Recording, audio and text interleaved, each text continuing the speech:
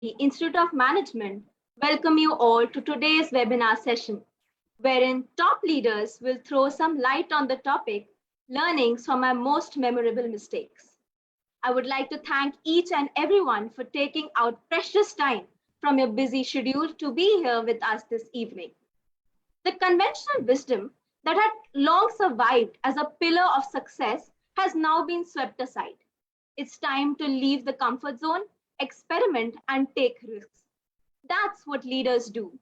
They turn their mistakes into learning opportunities, into strategies to build a better future. As an institution, NDIM also encourages the culture of learning from mistakes because it stands to maximize student outcomes. When it comes to taking risks, it's natural to fall sometimes. But what matters is how you embrace the fall and get back on your feet, and how you embrace mistakes as a source of learning and invention. Four highly distinguished business leaders, two of whom are on the board of Jindal Stainless Limited and Concord Biotech respectively, a president at Fiem Industries and the CEO of Tricolite Electrical Industries are with us today to discuss their memorable mistakes and divulge the lessons they have learned through making them. Before introducing them, allow us to introduce the New Delhi Institute of Management. Established in 1992, NDIM has been declared as the first and the only mentor business school of India and the only B school continuously declared Best in India 3 years in a row for industry linkages and under 90 other parameters, including placements by AICTE, Government of India, and the Confederation of Indian Industry. NDIM is the only business school declared Best in India by ASSOCHAM, the Associated Chambers of Commerce and Industry, continuously for the last 5 years for placement parameters and as the best in North India. FICCI, the Federation of Indian Chambers of Commerce and Industry, has also declared NDIM as the best in India for excellence in employability through industry engagement. NDIM is the first and only business school in the country to be declared best in India for industry linkages and placements simultaneously by all premier national trade and industry chambers for the country and by AICTE, Government of India. Allow us to introduce today's host, Dr. VISHWA Mohan Bansal. Dr. VM Bansal, Chairman, New Delhi Institute of Management, is a former civil servant and has been the youngest and the longest serving Secretary, Commissioner, Principal Commissioner, and Director of India's biggest statutory urban body, DDA, Government of India, for 28 years. He has headed several public sector undertakings and was advisor to Lieutenant Governor Delhi at the time of Commonwealth Games 2010. Over to Chairman, sir. Thank you, Amrita. It's a great pleasure hosting such distinguished panelists in front of the audience or the gathering or the attendees, which about 60% of them are the students across the country belonging to various disciplines: management, engineering, science, commerce. About 25% are again the academy across the country, and 25 or 20% are the people from the corporate world at different levels. In fact, being the Mentor Business School of India, we have been trying to take the learning from experts like these panelists to the academic institutions across the country, and this has been an exercise which has been highly appreciated at all forums. So I convey my very sincere and grateful regard and thanks to all the esteemed panelists today. And of course, from now, Jairam Ji, I will call him. He's a very distinguished person, having been at almost 30 years or more than 30 years at highly distinguished places in executive positions, in management positions, in CEO positions, in leadership positions, in almost every sector of businesses in the country. And he's right now on the board of Jindal Stainless Limited and Concord Biotech Limited. And he is also known in a very big way for being the author of Inside the C-Suite, published by HarperCollins. So all those people who are looking for management or business roles or learnings in life, I do not think there's better learning than is offered in this book for all of them. And Jairamji, in addition to the small 2-3 line introduction, as he mandated that introduction should be very small, I also want to add is that he is a big support and a guide to New Delhi Institute of Management. He's on our advisory council. So all of us are trying to learn from our own mistakes, from each other's mistakes. And I don't think there's a better way of learning from each other or from our own mistakes. So over to you, Jairamji. I will, of course, be learning as keenly as all the other attendees and possibly intervene whenever I want have anxiety or questions to ask to be more learned after I lead this webinar. Thank you so much. Over to you, Jairam bhai. Thank you, sir. Now let's jump straight into the topic. The format really is, since I'm going to be moderating at least what the speakers, bringing the speakers on, introducing them. My plan is to first share one episode in my own life where it was my most memorable learning. I thought I'll use that to kick it off, and then I will introduce each panelist and then listen to their story and move to the next panelist. And what Amrita said, some of the points she made about leadership was so relevant. There is this book called Good to Great. It's written by a person called Jim Collins. Those of you who can get hold of it and read it, please do. There is one very important point in that book, because everybody talks of what defines leadership, what defines leadership. Jim Collins says that there are actually 5 levels of leadership. You can be a level 1 leader, level 2, level 3, level 4, level 5.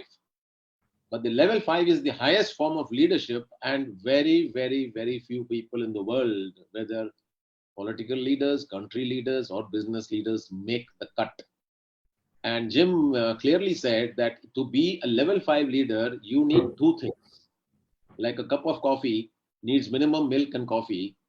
The 2 things that the person needs to have to qualify for level 5 leadership. If you don't have any, one of these 2 things, you can be a level 4, level 3 leader. Those 2 things are, the first is humility. And the second is a firm resolve to carry on and execute the roadmap you have planned. So it's not, see, that's why when you get people to talk about learnings from their most memorable mistakes, I didn't get too many people willing to talk, because the first ingredient of leadership was really missing there. And I managed to talk to some of my colleagues and friends, based on what Bansalji wanted, and we got the right panel here. So let me first start by relating the episode, which is my most memorable learning. You see, I was working in Eicher Tractors, Mitsubishi Trucks, and Royal Enfield, and I was moved from another function to the head of corporate marketing. Typically, what we do in the corporate world, like, it doesn't matter what level you are in a company, we all want to be appreciated. So I wanted to do something very quickly and show that main bhi to kalakar hoon. So I said I must do something different so that the chairman, Mr. Vikram Lal, I'm taking names, he would say, wow, this guy is the whiz kid. So I told him, for the last 30 years, in every dealers conference, because in automotive companies, the dealer conference is a very, very important place, because all the dealers with their families come there, awards are given, and then the family, along with their children, take the award from the chairman along with the certificate. It's a big moment in their lives, believe you me. So I told him, for the last 30 years, we are giving this plate, silver plate, or whatever it is. I want to change the award. So he said, okay, fine, why don't you do it? But make sure that, we don't miss the deadline.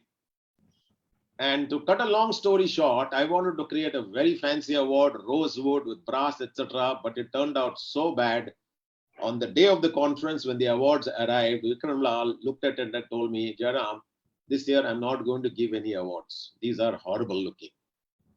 I went home thinking that my career is gone. कहाँ कलाकार बनने गए थे और नौकरी बचाने निकले. And for the first time in 30 years, in such an eminent company, no awards were given, only certificates and handshakes were given to the dealers. A week later, Mr. Vikram Lal called me. Jairam, I didn't see you at the dealers conference. I said, Vikram, I wanted to bury myself from what I did. He says, come over. I went. And he asked me, what is the learning? He says, failing is not a, is not a crime, but what is the learning? And don't worry, don't take it on yourself, because end of the day, it's my reputation that got affected, and I'm not even holding it against you. So I said, learning is something. He says, no, I think you should have planned better. You were overconfident on your vendors. You should have planned that before 2 months before the conference, if these trophies are not ready, we had enough time to make the old ones. And I believe you're capable of much more. Don't take it to heart. Now, that was one learning, planning, which everybody learns. But the bigger learning that I had, believe me, was as I walked out of his room, I told myself, I will die, but I will never let down this man again in the future. And as I stepped out of his room, I had this epiphany moment, which is a creative moment. I said, when people fail us, this is very important for all of us and for all the youngsters who are listening to this. Remember, you will get into positions of power. You will have subordinates working for you. They will fail you.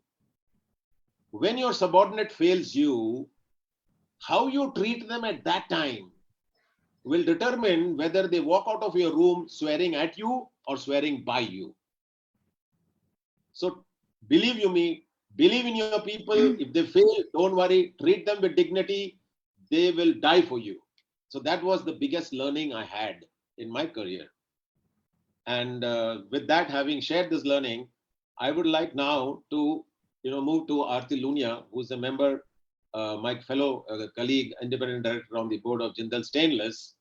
And for those of you who don't know, Jindal Stainless Limited, India's #1 stainless company, and they are their turnover is about 35 to 40,000 crores, and they are in the top 10 stainless companies in the world. And Aarti has been in the steel industry for many years. She's been with SAIL at leadership positions for many years.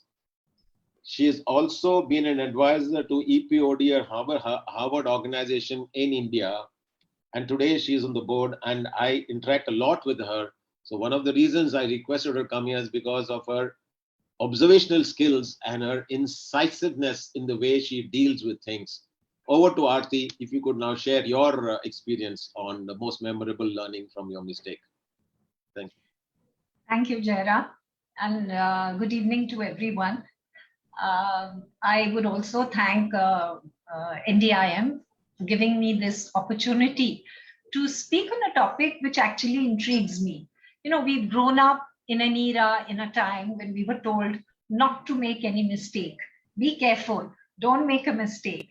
And we've now reached a time where the greatest mistake that one can ever make is to be afraid of making one. So, we've traveled a long distance, and the only way that we can learn from our mistakes is and that is the only way we can exploit our full potential. So I'm going to speak on this topic. Frankly, it needed a lot of soul searching on my part because it was not easy. I thought I had a fairly successful career in SAIL, and it was a little difficult to recollect all the mistakes. But I have no hesitation in saying that it was the mistakes that I committed which actually led to my success and to my successful career.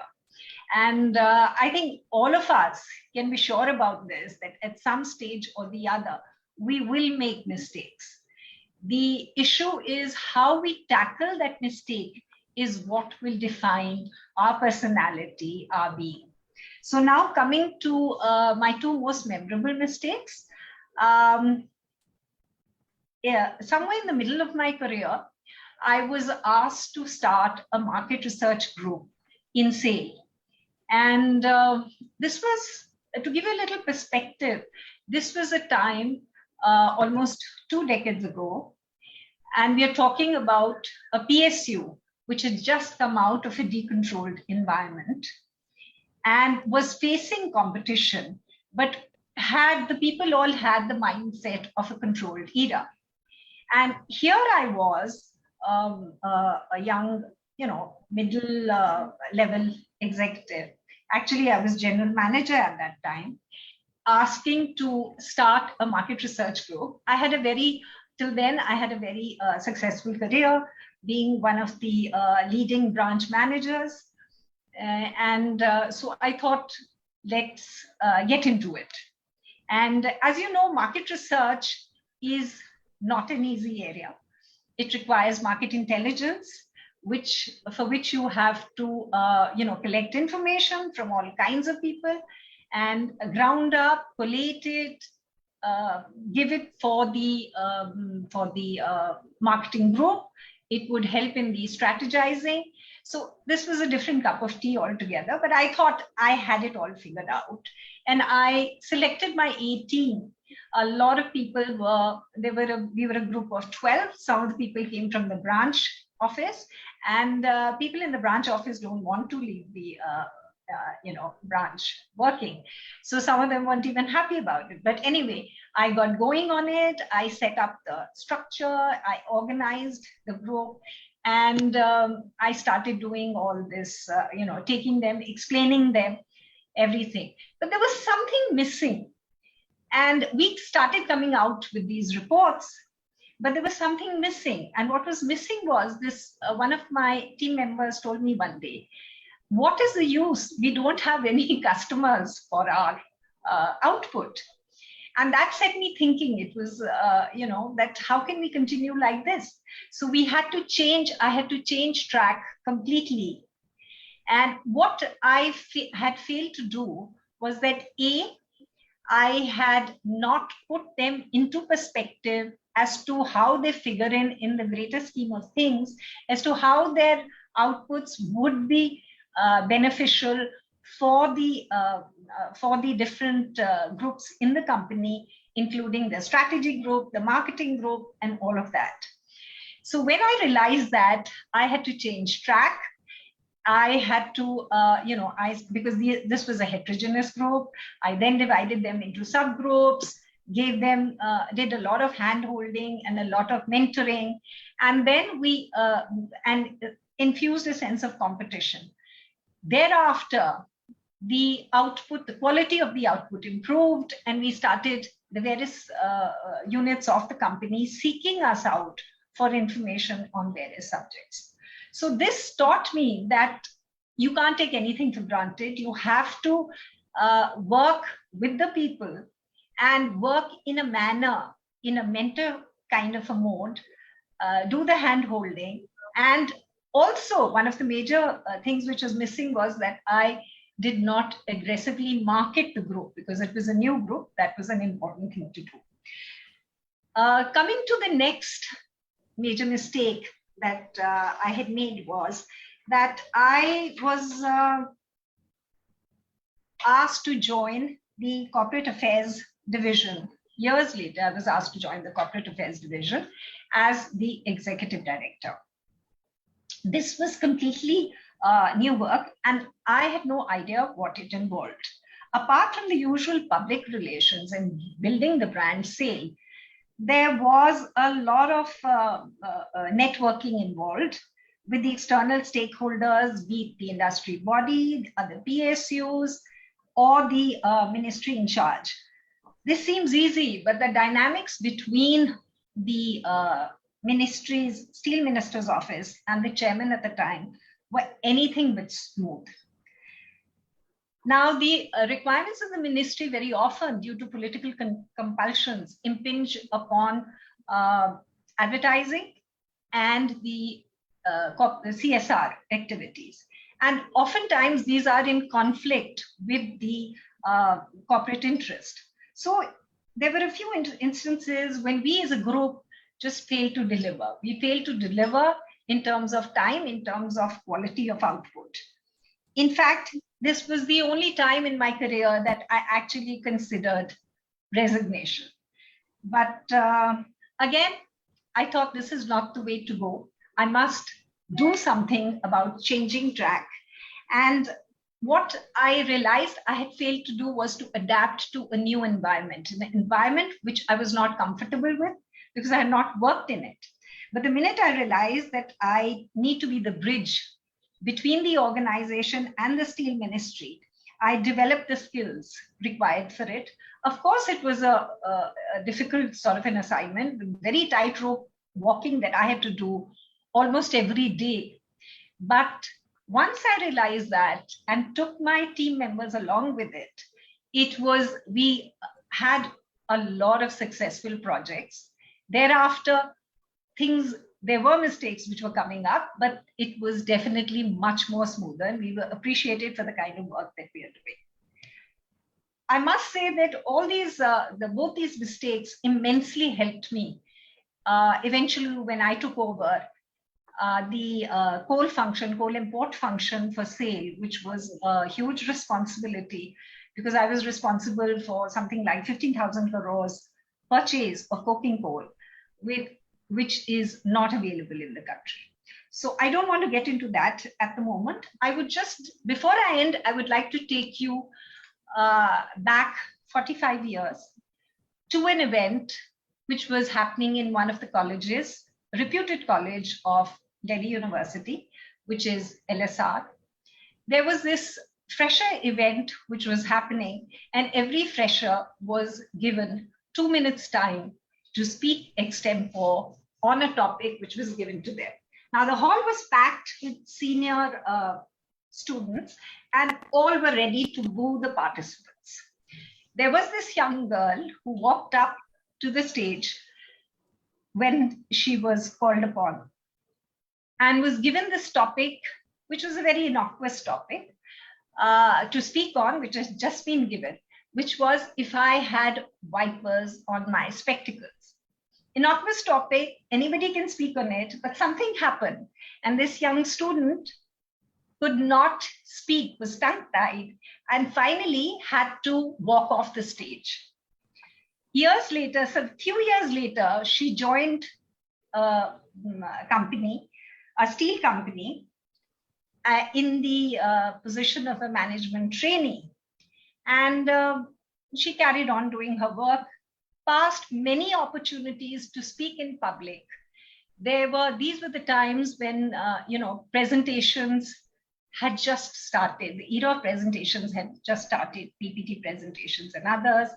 But because she had this failure in her youth, she just passed all these opportunities. Till one day, she took up this assignment where she was asked to make a presentation to the entire board of SAIL, and headed by a very iconic personality, Mr. V. Krishnamurthy. He's just passed away. And he was a great leader, an iconic person. And I think most of you have already understood maybe who I'm talking about. It was, yes, it took a lot on my part to overcome, face that failure, push myself, take on the challenge, and get out of my comfort zone, which I did. And I must tell you that thereafter, I was always called upon to make, whether it was presentations on strategy or anything for the entire company, on the various, annual budget presentations. I was always asked to make the presentation. And not only that, also to represent the company in external forums. And I must say that thereafter, I enjoyed every bit of it. So what I'm trying to say is that if I hadn't then, learned from my mistake and decided that I am going to convert this failure into a learning and make a success of it, I would have led a completely different life. Nobody loves mistakes, but mistakes are going to happen. And in the end, I would like to quote Abraham Lincoln, who said, and I quote, "My great concern is not whether you have failed, but whether you are content with your failure." Thank you. Thank you, Aarti.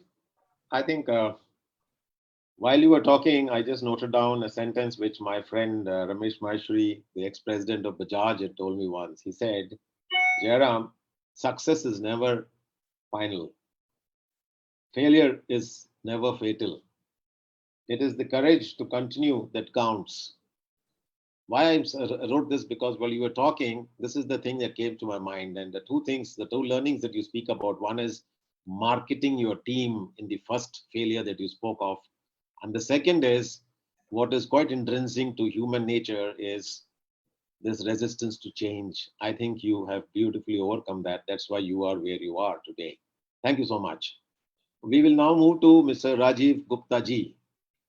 Rajiv is the CEO of Tricolite, which is an auto comparts company. And he's from FMS Delhi and also from the Harvard Business School. More importantly, before this, he was the vice president of Honda Motor Cars. Why I'm emphasizing this is he still has a lot of clout over there because he did some wonderful work there. So any of you have Honda cars and you have problems, just get his number from the organizers and talk to him. He'll sort it out for you. And he's also been at the leadership level of Reliance Retail. So that also we can talk to you. Rajiv, over to you for your sharing of your learning from your most memorable mistake. Thank you. And Thank you. Rajiv, Thank you, Jairam. just one second, Rajiv. My appeal to all the people who are attending it is kindly send your questions in the chat box. Some of you have been raising hands, so your questions will be taken after this by our faculty and all the panelists. Thank you so much. Rajiv, please go ahead. Okay. So thank you, Jairam ji, and good evening, everyone. So let me take you 24 years back. The year is 1998. I used to work for Honda Cars, and we were very excited to open or inaugurate our second dealership in Delhi NCR, and maybe the third or fourth dealership in the country. So Honda had been there in the country for just a couple of months, and I was heading in the marketing and branding function. And whenever you have any event, as any of you who's worked in marketing, there's a lot of hectic activity happening. You got to put up the signages. There's something called point of purchase, POP material. You've got to have the catalog stand. You have to ensure the right car is displayed in the right fashion. And of course, there has to be a stage and lighting and invitations. So a lot of hectic activities were going on till very late in the night. Of course, we came home at 4 a.m. that day. But before that, there was also a full page ad planned for a dealership inauguration. And Honda had led the way, in this, that even for an event, it's not a car launch, it's just a dealership, but a full page front in all the leading newspapers. So around 9 p.m., there's suddenly some kind of a panic going on. And the guy who used to handle advertising under me, he just comes in with a fax. Oh, you got to clear this. So I said, what happened? He says, no, we've been making changes left, right, and center.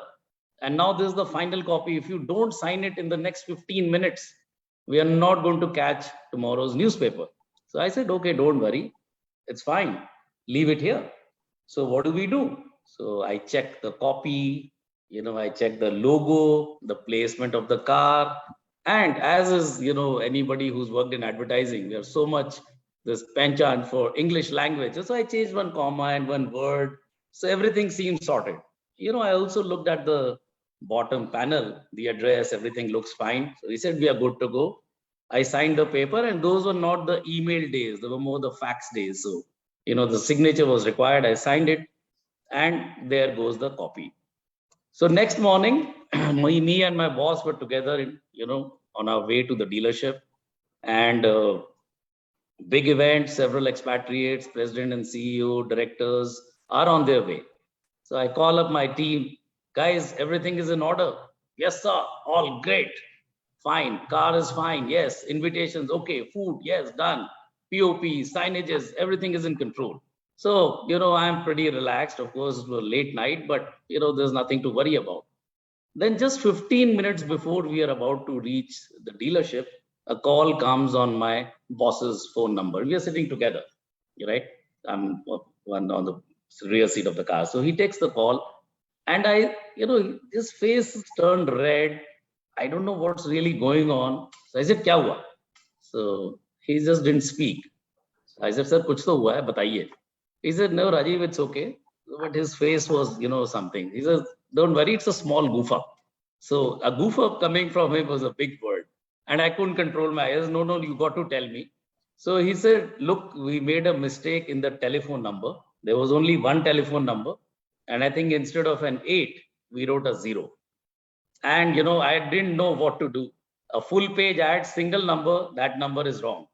And, what happens when you make a mistake? Your mind starts overworking. Kiski galti thi? Fax was the problem. My guy didn't check it properly. Agency didn't check it. So this was going on in my head.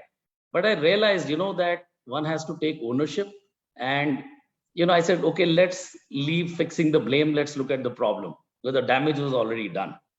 So what are the lessons? Point number 1, my boss did not say a word to me, except he said small goof up. He did not shout. He did not scream, no harsh words. He knew that my guilt was insurmountable and, I was just about to collapse. So he didn't say anything. So point number 1, and that's what Jairamji also said, that how do you treat your people when, really things go wrong? Second, you have to honor your word. So we released the ad the next day, a full page ad once again in all the papers to honor our commitment for the correct ad, right? No questions asked. We'll honor what we say. But third and most important is, why did it happen? So, we have this, I'm sure you have it in other companies, a company called PDCA, Plan, Do, Check, Act, Plan, Do, Check, Act. Kyun hua? So you do a why analysis. So I said, look, I've seen this ad so many times. How could we make a mistake? So one is doing a lot of introspection. So I said, if I've seen it so many times, I can't make a mistake. And that was the mistake. Because the very fact that you've seen it so many times, it leads to a mental fatigue. And you tend to, oversee something. You just gloss over. So you may, look at the logo, you may look at, the other things, but you miss on the fine print. So what is the countermeasure? What do we do? This can happen again. And what is the lesson that we take away from this? So we constituted a system called Maker Checker. The guy who's involved with, briefing the agency, working with the creative, writing the copy, will not be the final signing off authority. So the guy who's not, of course, he can be from the same division of sales and marketing, but he should not have seen the ad. And the brief to him is, buddy, fault find. Please fault find. And I think that is, making that system really, really help. Because, you can clearly understand what I'm saying. It's like either a blind spot or a fatigue. And that's how we missed it. And this Maker Checker system, we not only deployed in the advertising or copy checking, but then as we, thought about it more deeply, we thought it's better to horizontally deploy it. For example, especially when it comes to governance, right? You're spending millions of rupees in advertising. So the guy who's doing and the guy who's checking, again, an arm's length relationship. So this thing we, instituted and deployed it across. And I think that did wonders, not only to the sales and marketing, but also the other operations where this concept was relevant. And I think the essence was ability to say, yes, we made a mistake. Do not defend. Try to really probe what happened, keep your defense mechanism on the side, and find a solution that will not work one time, but that will work sustainably over a period of time. Thank you. That's it. Thank you, Rajiv. I did not introduce one aspect of your personality. For those who are on this panel, on the webinar, Rajiv is also an author, and his book is going to be soon published by HarperCollins. I've seen the cover design. It's brilliant. I hope the contents are as good as the cover, Rajiv. What's the title, Rajiv? Sir, it's a survival guide to working in a family business. Okay, survival guide to working in, I think it's so relevant. Coming back to your having shared this thing, the Maker Checker thing, I think is brilliant. And that's, for me, it's a big learning. It reminds me of something else, which I think the senior people on this thing and the youngsters will learn from is Prime Minister Golda Meir of Israel in the 70s. She realized that The advice he was getting was all one-sided. Nobody was playing the role of a devil's advocate. Devil's advocate is what you had said. Find flaws in this. So she created an office of the devil's advocate, which later on became known as the 10th man. We implemented it. I implemented it in my teams and in our companies that if your team, you and your team are discussing, let us say, a strategy or trying to solve a problem or a disaster, if you have got 10 people in the room, 9 can contribute to solving the problem. The 10th will just keep quiet, the 10th person. When everything is done and you come out with an action plan, it is the job of the 10th person to take it apart. And if he takes it apart, you take going back to the drawing board. And great companies actually follow this 10th man business. Bansal Saab, this is something you could do in your institute also. Have a 10th person, because the biggest trouble, especially in our kind of culture, is when I speak to CEOs and managing directors, I say, what's your one biggest problem? They say, I got a great team, but they only tell me things which they think I want to hear. I never get them to tell me things I need to know. Create the 10th man and the fear of doing will not be there. So your maker checker is similar to what the 10th man is used by many, many large organizations. And thank you for this, learning. We come to the last speaker on the panel, Mr. K.N. Gupta. He is an institution he was been Aisha with us, and he is an institution in the auto component industry, because when we speak of auto component, we think it will be a much smaller, but some of these auto component companies are actually bigger than the auto companies in terms of turnover. They're really huge with massive, collaborations across geographies. He's been the CEO of many of these companies. So he's an institution in the auto component industry. And your book will especially be useful to him because he has worked in most of the family-run concerns. I've just sold one copy. And right now, K.N. Gupta is the president strategy in Fiem Industries. And this is, I think, a 4,000 crore rupee company. I would request now, KNG, as we lovingly refer to him as, if you can share with us your most memorable learning from your biggest failure. KNG, over to you. Thank you, Jairam. Thank you, Jairam, for your kind words. And I also thank Dr. BANSAL to give me a chance to speak on this panel. And I am really happy to whatever I have heard. So it is very, very exciting. Now coming straight to the topic. See, everybody make mistakes. Everybody make mistakes in their life. But how does one take this mistake and what is the learning out of it? I have made many mistakes. So since if I start talking about my mistakes, I think 1 hour, maybe 1 hour may not be enough. So with every mistake, I think I have gone a step ahead in the success of my career. So since I have to talk of two most memorable mistake I made,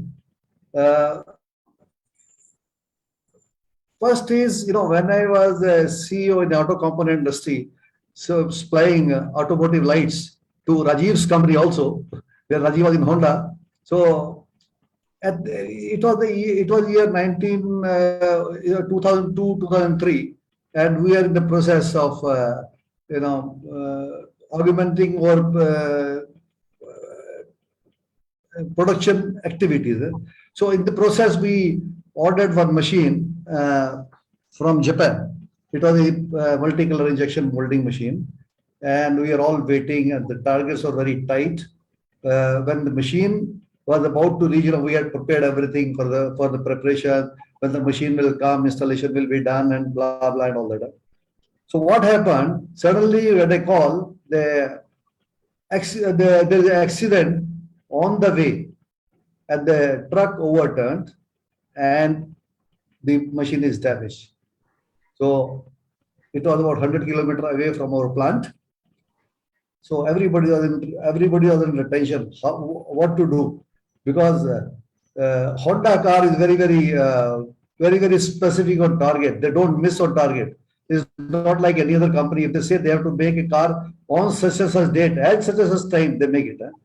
So we were all in trouble thinking what to do. There was a survey done. The Japanese collaborator came. They went and saw the machine and they declared the machine is beyond repair. And I think we have to, and they made a report, surveyor made a report that this machine has to go back to Japan and we have to get a new machine. The timing will be around 6 months. So we are all doing brainstorming. So suddenly my maintenance man comes to me, sir, I want to see the machine. I said, यार तू जाएगा वहां पर 10-15 हजार रुपए और खर्च हो जाएंगे, वैसे कंपनी में दिक्कत हो रही है. But anyway, against my wishes, I told him, okay, go. ये भी try कर ले यार, कोई बात नहीं. So this fellow goes there and goes in the morning, comes back the next day morning after inspecting the machine and all. He says, sir, the machine, let us get the machine in the plant and we can repair it. I had small discussion with him and I was convinced that I think these things can be done in the plant. So machine was called in the plant. We opened up the machine, saw the machine, and before he told me it can be repaired, then he said, sir, I need to go to Japan 2 or 3 times because I have to get some spare part. And the spare part will come not in the normal channel. We have to go and push the people there. So I said, yeah, do whatever you want, but target must be met. So this fellow goes, and I saw the machine and I was convinced that this can be done. I allowed him to go to Japan, get some spare parts. And the machine was set right after 1.5 months, well within the target time. Now, at that time, I realized that whatever I was hearing, it was not the fact. It was only opinion of people, opinion of the Japanese surveyor, opinion of the insurance surveyor, opinion of everybody. But then I realized, had I done this before, what is the fact? Fact is actually when you go there and see and verify that this the fact must be understood and analyzed. It was a good learning for me, and from that time onward, I thought anyway. Before trusting anybody on their opinion, we must see the facts. So that was the time. That was after that I started going into detail of everything. Another mistake I did was, it is more or less the same issue. I used to visit Japan and Korea very often. At that time there was no WhatsApp, communication was not so good. I told my subordinate to send a fax that my arrival time is so and so, then the people must be receiving me on the airport. So at that time, he sent a fax. He said, have you sent the fax? Next day, today I have to catch a flight. He said, yeah, sir, I have sent the fax. I called up my counterpart in Japan and I asked, you have not given any confirmation. He said, I have not received your detail. I said, I have already sent the fax. So when I checked up with my subordinate, the fax had not gone. I told him to get the delivery slip. It didn't come. Then I had to cut a very sorry figure.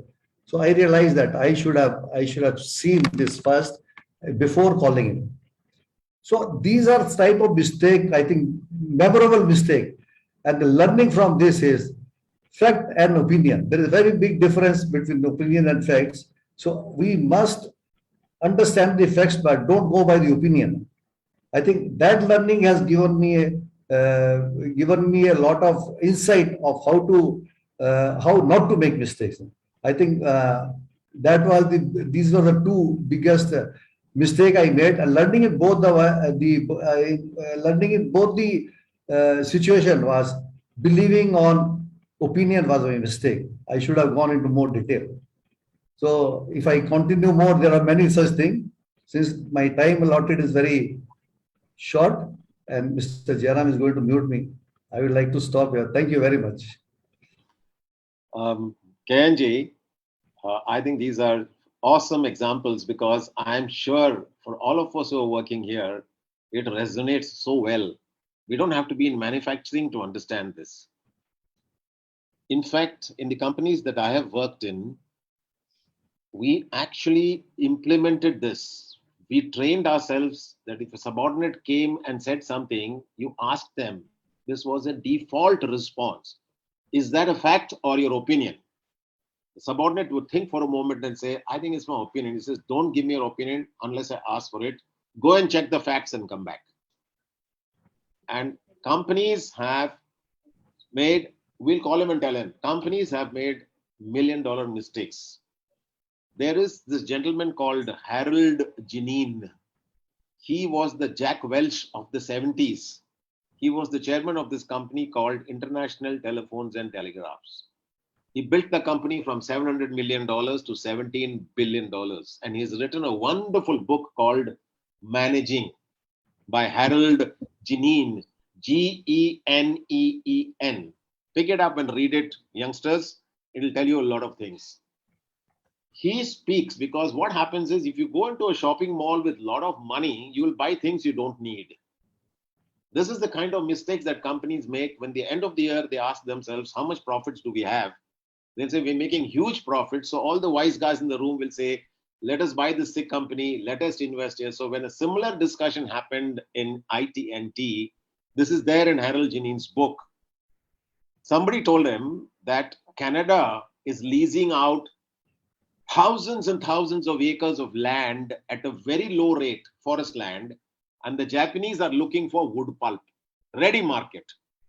They said, if we can commit $600 million to this project, in 5 minutes, they committed $600 million. And you know, in the wood pulp industry, what you do is you set up the factory to make wood pulp at the end of the river. After the factory is ready only, then you go to cut the trees. They committed $240 million and they built that wood pulp factory at the end of the river because the trees are always transported by the river. And then they went to cut the trees and they found out the weather was minus 40, minus 50 degrees there. Those trees did not grow beyond 3 to 4 inches diameter. That was the reason why they were being leased out so cheap. And that company did not even make 1 kilo of wood pulp. And Harold Janine in his book calls it the Unshakeable Fact. And he says what typically happens is the proposals are made by the lower level people. At every level, it is vetted and goes to the top. The top has to ask one question, is this the unshakable fact? And we should have that default in all of us to tell our subordinates, I don't want your opinion. And for the youngsters, I want to say that if you create this perception about yourself in your organizations that you work in, that this man deals with facts and less with opinions, you will go much faster in your career. So this is an extremely terrific, example and so relevant that you shared with us. And with that, I think my task of moderation is over. I'd like to hand it over to whoever is supposed to take it away from here now. No, Jairam, your job is not going to be over so soon. In fact, maybe I'll prod you or I'll request all friends because, once they're charged up and you could see that, okay, now they're remembering more and more and more of their biggest mistakes, or you can say biggest learnings, to be honest, Right. okay. Right. They may not be mistakes, but how they learned big things. So we still have plenty of time and we thought, okay, we'll pass on this to the faculty for asking questions asked by the audience and the attendees. Maybe we'll spend another 10 minutes at least, and we would like to learn something more from each one of you. Of course, this time in more shorter period that you have, but it's going very interesting and a lot of learning happening. So please carry on before we get into the Q&A. Maybe starting with Aarti ji and again Rajiv and KN. So, I mean, in brief, you could just narrate to us something. Yeah. I can't recollect any specific instance at the moment, but yes, I think through my entire career, there has been a lot of learnings. Every situation that I faced I was lucky, I must say, in that respect, that I was exposed to a new environment, a new kind of work, where I had to learn, from scratch. So whether it was, I joined, as I said, as a marketing management trainee, but I worked in all kinds of areas, whether it was, as you know, publicity, corporate affairs, market research. I was also the chief risk officer for the company. I handle coal imports, coking coal, and I am not an engineer. And coking coal is a highly technical matter. So when I was offered this position, I thought to myself that I will not be able to do justice to it because it's completely alien to a person who's, not an engineer. But then I decided that there's so much learning. And I must say that that was the most challenging and the most satisfying part of my career. So the biggest learning is that get out of your comfort zone, accept areas which are alien to you, because there is so much to learn, there is so much to gain. So I think that was the biggest learning of my career. That's great. Thank you so much. And same, Rajiv ji, with you, and then Ken. Okay, so in my view, one of the biggest learning is, to be able to keep your defense mechanisms and egos aside.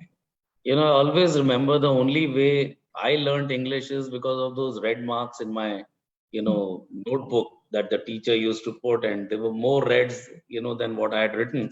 And the only target was 2-3 saal mein yaar wo red kam ho jaye. So I think the only way we learn is from mistakes. There's no other way I think God has made you, because what is a case study method that we go to B schools, right?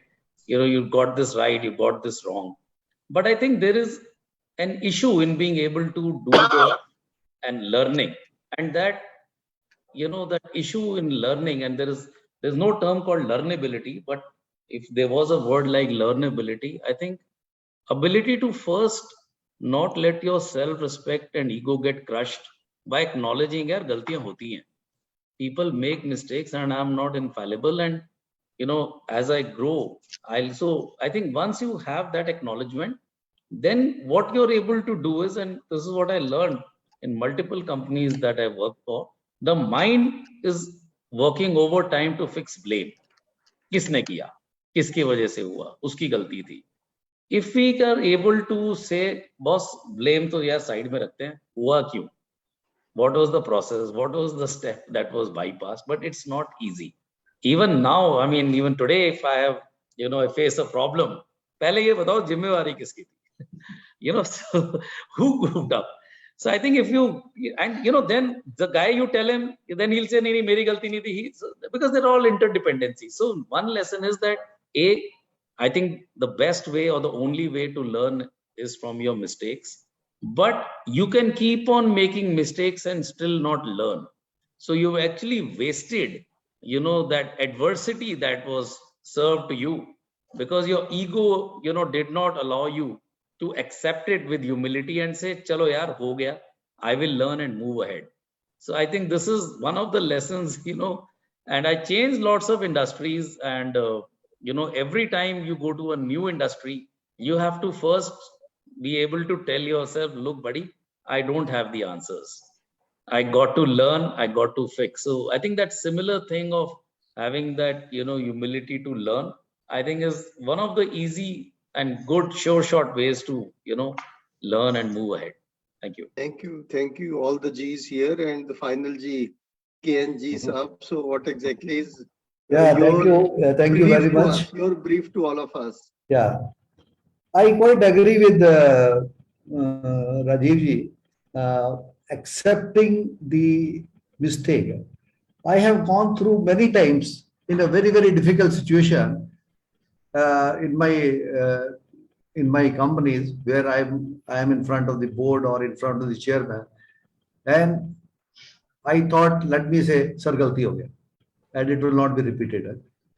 Now, saying that galti ho gaya, it will not be repeated, you need a lot of courage.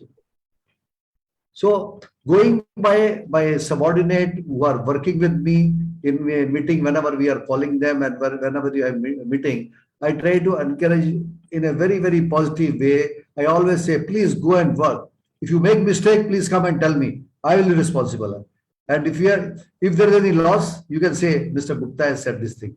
And if it is successful, you will get a credit. I think that has given me so much of learning. And I think I am fairly successful in my career, and I owe all my success to my subordinate. Because my subordinate, Jairam knows I stopped working, I don't work. So Jairam knows very well, only बातें बनाता ही है, धंधे की बात करता है, that's all. So this is my biggest learning. Allow others to make mistake and encourage. See, what I feel that we employ a person, engineer or a graduate, we grill him before he comes to us, and with the understanding that he is a good person. Okay. Now, then we have to nurture him also. If you make mistakes, nikalna to bada aasan hai. It's very difficult to get people, because I feel if I'm removing a person after 1 year, that whatever time I have invested on him for 1 year is wasted.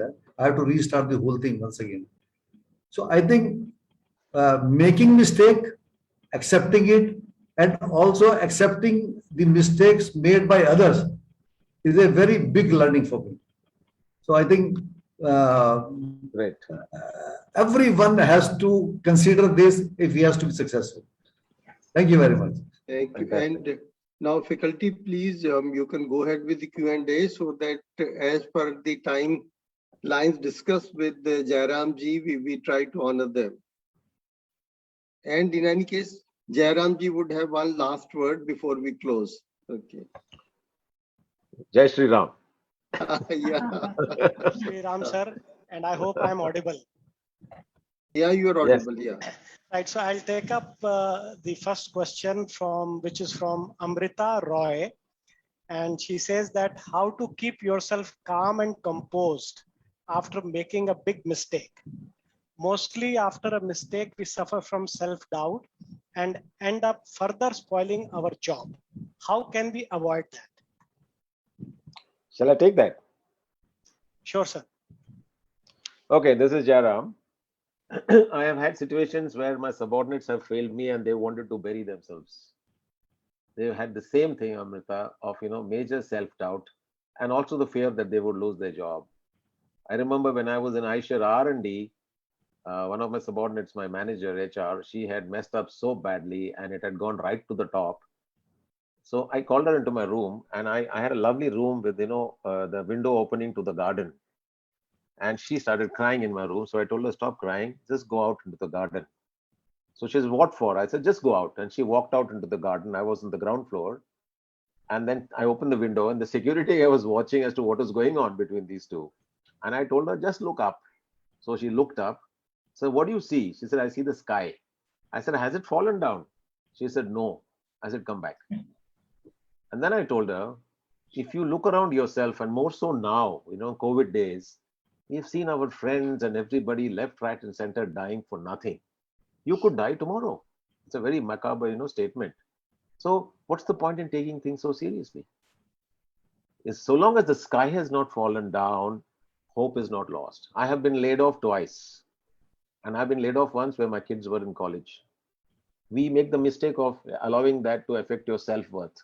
I was working in an American company. Post 9/11, they shut 15 global centers. No fault of mine. But you take it badly. What will people say, etc., etc.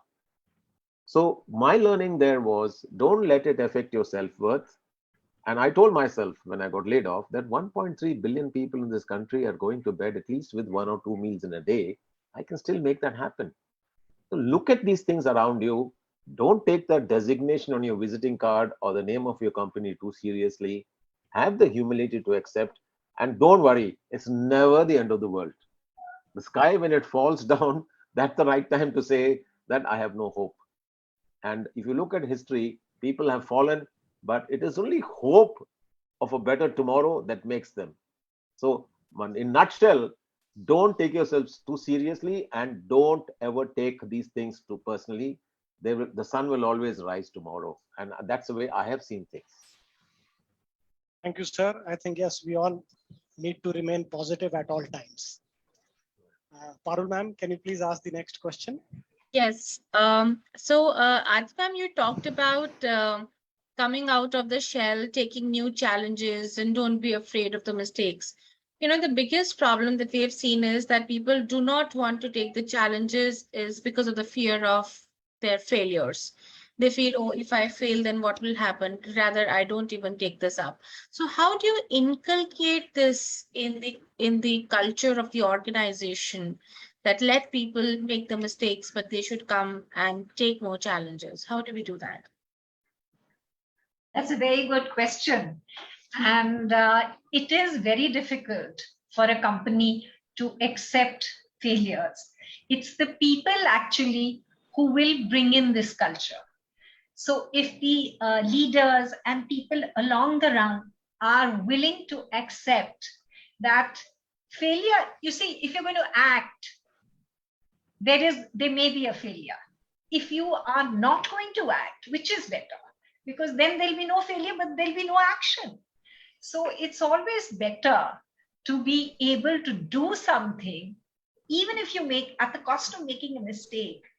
If you are able to learn from it and recover. After all, you're not, any mistake or failure is not you. Today you fail, tomorrow you succeed. So you have to keep yourself away from it. And it is, you said that it is how to bring it into the culture of a company. It takes time because, culture is not something which happens overnight. And until this awareness comes that mistakes are to be allowed to be made, I always told my team, that doesn't matter. We take care. What are you worried? We'll make a mistake. You make a mistake. We'll see. But at least take that risk. At least then you don't have any regret. I want to add to that. Aarti, what you're saying is very true. But can I add something to it, Parul? Sure, sir. We would love to hear that. We are talking about nice, rosy things, and things are good everywhere. But believe you me, 90% of the organizations, the culture is completely messed up. Yeah. And culture, let's not, try and give it big terms. Culture is just all about the way people behave in the company. And where does culture come from? It is an extension of the top man's values. No pussyfooting around this, okay? And the culture of organizations is completely messed up, and it is a reality that the majority of organizations will shoot the messenger if he brings bad news. That's why bad news doesn't reach the top and companies get messed up. I can get very, very vocal on the subject because I've seen it. Cannot change culture overnight. So if those of you are looking to find jobs, do some research on the culture of the company. If it is a company that has a reputation of shooting messengers, don't waste your time trying to sare ghar ke badal dalunga like Asrani and Sylvania Lakshman bulbs. Don't join that company. That's the first thing. Those of you who are married with children or grandchildren, remember one thing, there's enough data proved that fear of failure, because our ancestors were hunter-gatherers. This fight or flight response is a natural primordial response in us. Fear of failure is one of the biggest bottlenecks to creativity. Khas karke hamari desh mein, in our country, we say, don't do this, don't do that, what will people think? And that's where we create lack of creativity in our kids. Start there at home, because at least the home is in your control. Your organization is not in your control. And within the organization, it's for the top man to decide. Do I want a culture where I tell people, and see, nobody can, see, in Aisha, we did this. Our top man once said, none of you can sell this company because we have authority limits. We got signing limits. We got audit. Make a mistake, but you repeat that mistake, find another job. And a junior executive's maximum mistake would be 5,000 rupees worth, because he is not allowed to sign anything more than that. This must come from the top person. He must encourage, but make it very clear, learn from your mistakes, and then have weekly meetings where people come and share their biggest mistakes. And what is their learning? I used to do that in my companies. Create a culture of talking about mistakes, sharing this knowledge, but don't repeat that mistake. And like I said, let's not talk of culture. Culture is limited to the ideals and the values of the top person. So if top people want this to change, they must stop shooting messengers. So the message I'm giving you is, those of you who are going to look for jobs tomorrow, do some goddamn research. If the company has a culture where messengers are short, don't waste your time there. आप जाके वहां पर कुछ नहीं बदल सकते. And there are great companies, far and few in between. Go there, enjoy yourself, and sprout like wonderful plants.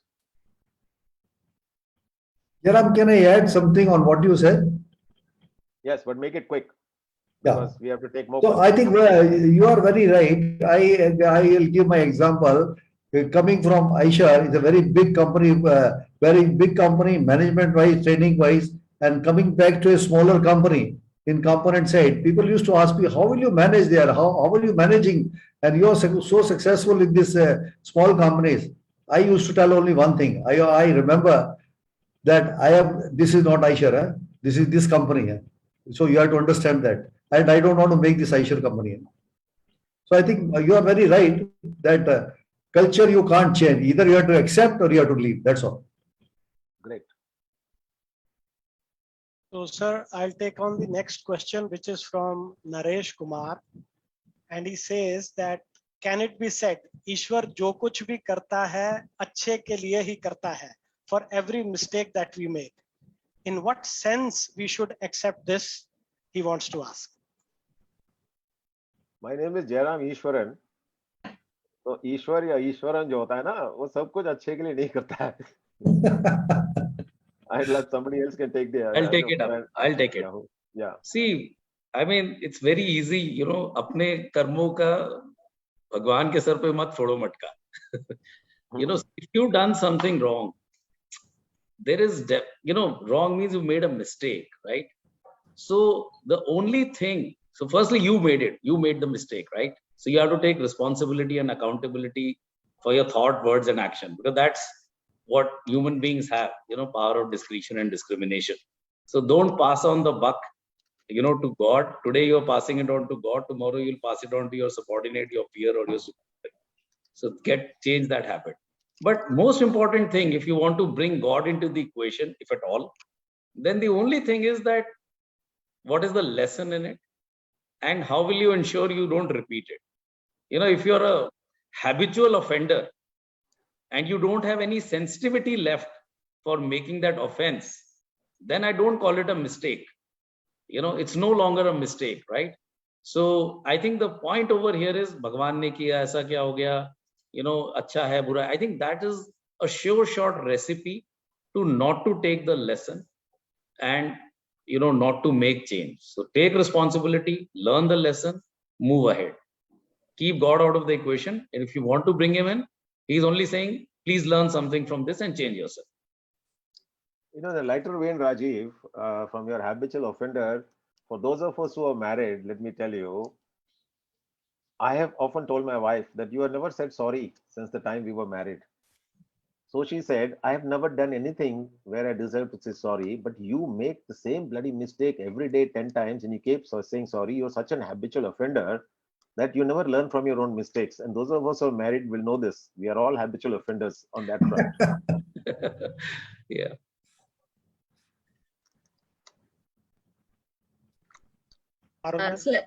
So I just have one question. We have a lot of students here, and then they would be very soon going and appearing for the interview. So there's one common question that almost all employers ask is, tell me a time when you made a mistake. And, these students are either unable to answer or they don't know what to answer, whether even to say whether I have made a mistake or no. So can you please give us a tip on how do you tackle these questions in the interview? And what is the employer looking for from this question?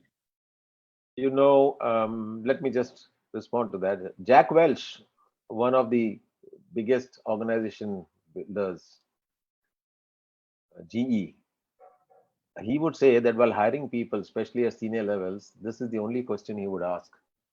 Tell me what mistake, which is your biggest mistake, what have you learned? Because in the process of replying this, there are a lot of things about the person's personality comes up. Like in the US and all, they say that when a man is driving a car, his real personality emerges, because you've got a 500 horsepower car, he becomes insensitive to people on the road. And some of these HR folks watch those things. You go to the golf course, there are very, very senior people playing, but they all cheat. and they're blaming the caddy. So you can make out the personality. So I think the kids who are listening to this panel discussion should realize that owning up to your mistake, not repeating it, learning from it is a very big quality. All these people sitting on the panel have reached where they are because they have learned to do this and they exhibited humility. And that's exactly what the company is looking for. So there are enough mistakes you have made, but find at that mistake from which your learning has been there. But more important, in the process of telling your story, say it in a manner that the outcome for the interviewer is, oh, this kid is humble, he's not arrogant, he's willing to learn, and he's willing to acknowledge his mistakes, and he also has the ability to understand and learn from the mistake. Those are the qualities they're looking for. Mistakes everybody makes, but you have to project those capabilities, your analytical capability seeing within yourself. That's all there is to it. There's nothing, it's not rocket science. And you have understood a lot from this panel discussion.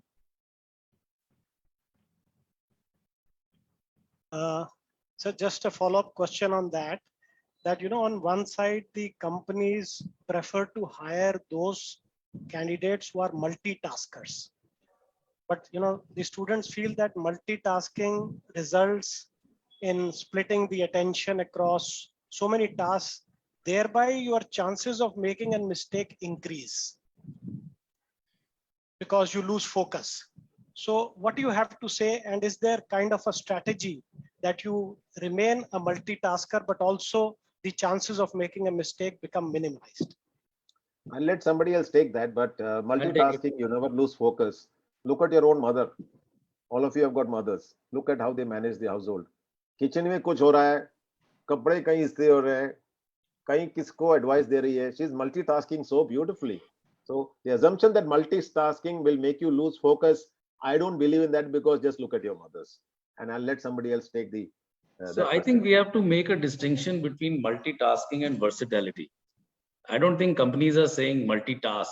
They are looking at your ability to do multiple tasks, not necessarily at the same time. I think that's very important to distinguish between the two, because the things are changing so fast. I'm a big boss in this one particular thing that may not be relevant anytime tomorrow.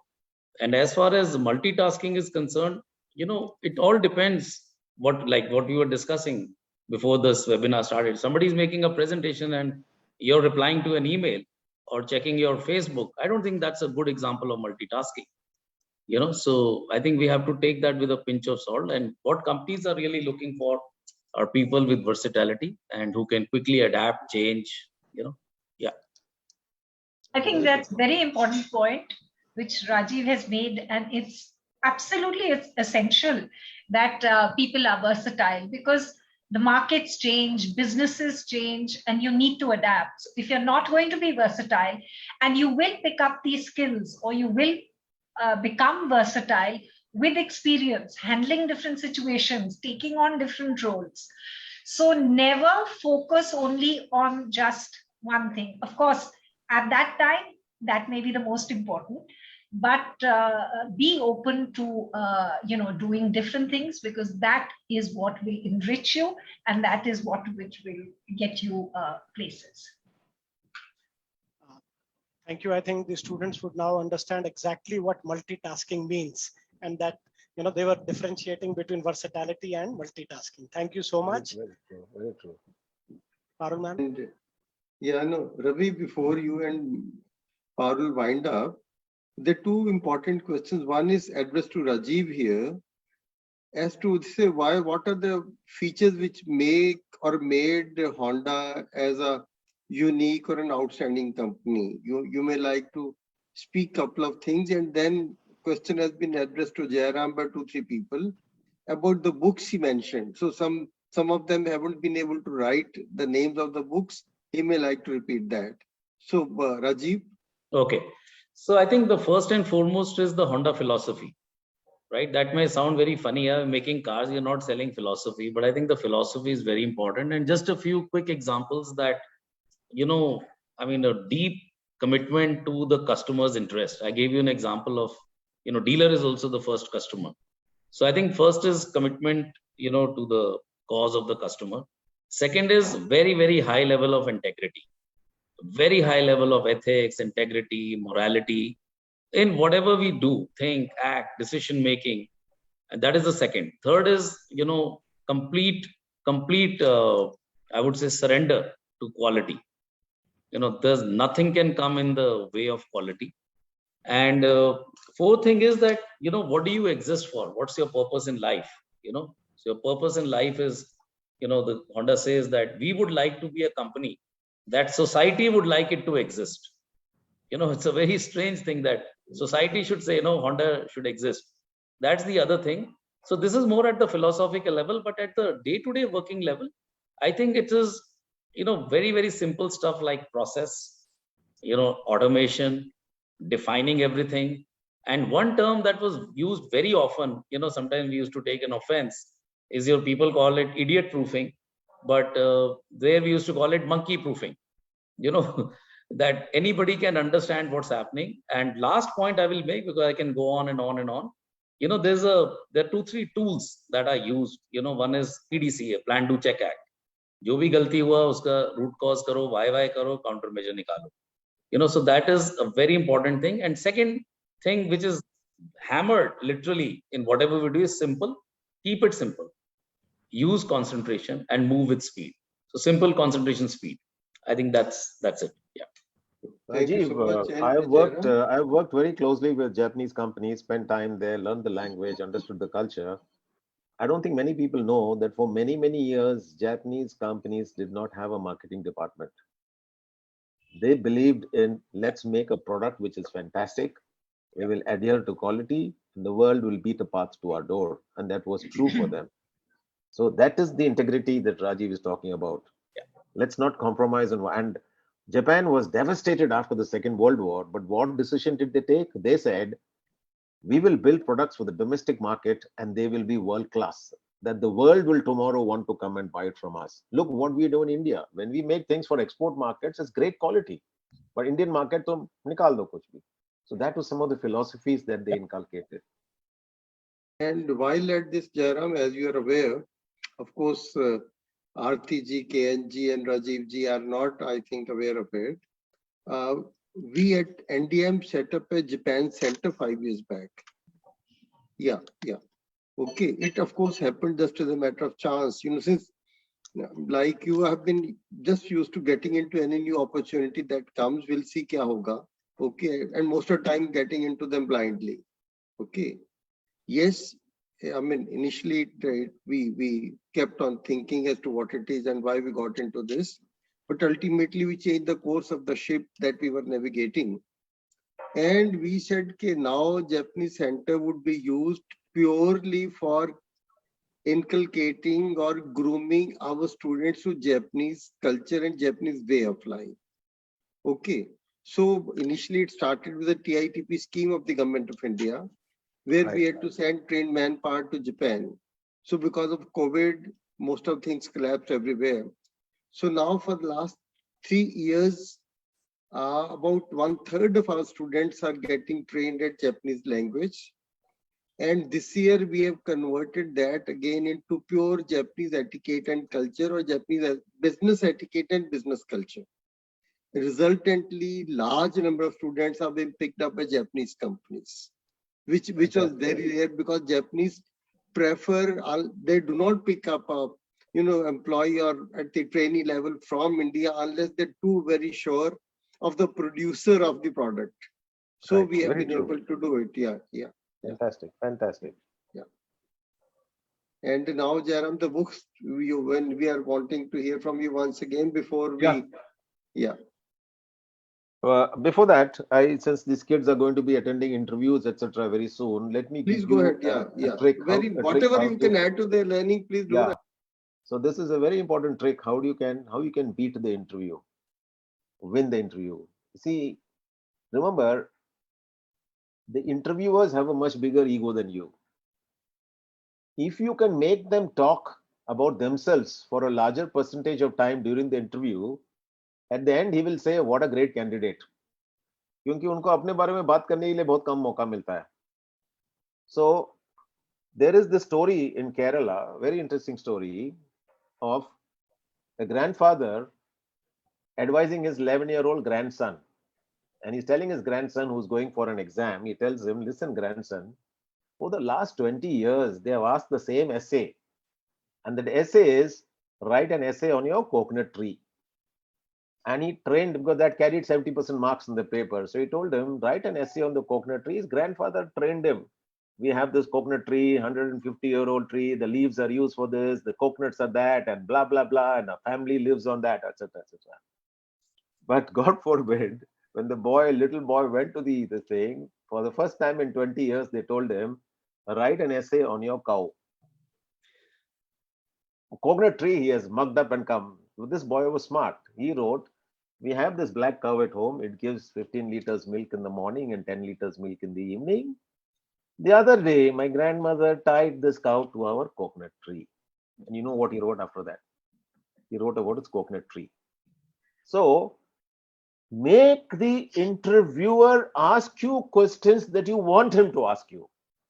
Because these interviewers are fed up of seeing candidates and they're so stupid sometimes. They're so, आपका resume देख के बोलेगा, हाँ, so you are Jairam Ishwaran. He says, no, sir, Jairam Ishwaran is sitting outside. Because they've got into the routine. How do you make life exciting for that poor interviewer who's seen 20, 30, 40 candidates a day?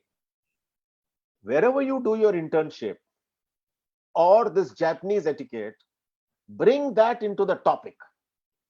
Like if he asks you something, bring the coconut tree in. And the coconut tree is, if you have done Japanese thing, they said, the coconut tree for you should be, you know, sir, I'm quite amazed because, you know, when I learned this Japanese culture and etiquette, there's something, tell me what is that? That is your coconut tree. Or you've done an internship in Hindustan Levers and you found some mess up there, that is your coconut tree. So carry your coconut tree into the interviews, make them ask you that question and you will shine. And I have adopted this everywhere and I have succeeded. I'm a living example. At highest levels, I've used coconut tree.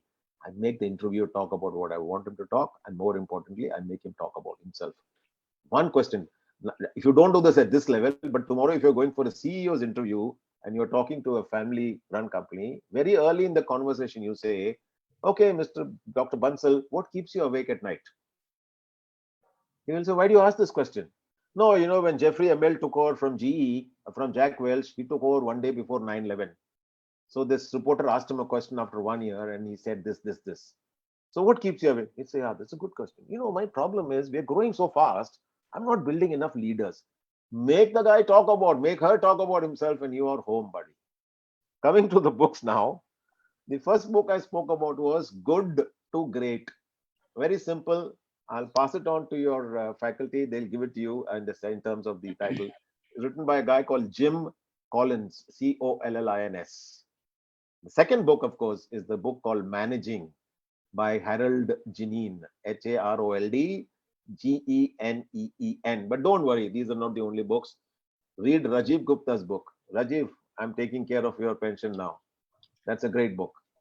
So read Economic Times, read everything, see what's happening. Spend less time on, your video games. I think that will be, you'll realize later when you go for interviews, you should have spent more time on this and not on that. Wish you guys all the best. Thank you so much. Do we take Parul and Rab Chawla permission from you people, or do you have anything important left out with you?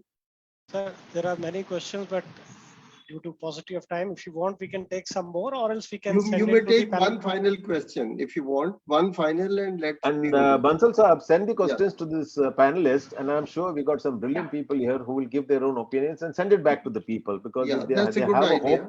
Yeah, that's a very good idea. Let's send them the questions, and so that we take leave of them. Thank you so very much, Jairam ji, KN ji, Rajiv ji, and Aarti ji also. Okay, we intentionally are adding G because G has become a pratha here. So thank you so very much for being with us. And I must say, the message that I have been getting in the last 1.5 hours is that this has been one of the most interesting webinars done by us. So the credit goes to you people, the senior most people sending me this message. Okay, very senior people in the industry and the bureaucracy. So I'm grateful for them for sparing the time that they stayed with us. And yes, grateful to each one of you for keeping their interest alive and adding to the learning of each one of us. And please, one final request, like Jairam ji, supporting us, guiding us, holding our hand from the first day that he came at our platform. So I think the same thing should rub on to each one of you also, because we are working just for a cause. Okay. We were not aware what is the mentorship role when the government of India assigned us this role 3 years back. And when COVID happened, we were totally at a loss what to do. And this platform just suddenly came to our mind. We have been doing it since May 20. And we presume the government is very happy. Even today, lot many people from the education regulators are also attending it. They told me that yes, we'll be also attending. So we're trying to live up to the job assigned to us. But this is not possible but for the support of each one of you. So I'll be banking upon your support for this mentorship role, for the learning for our faculty, and yes, for learning and jobs for our students. Thank you so very much. Thank you, sir. Thank you. Thank you very much. Thank you, sir. Thank you, sir. Thank you.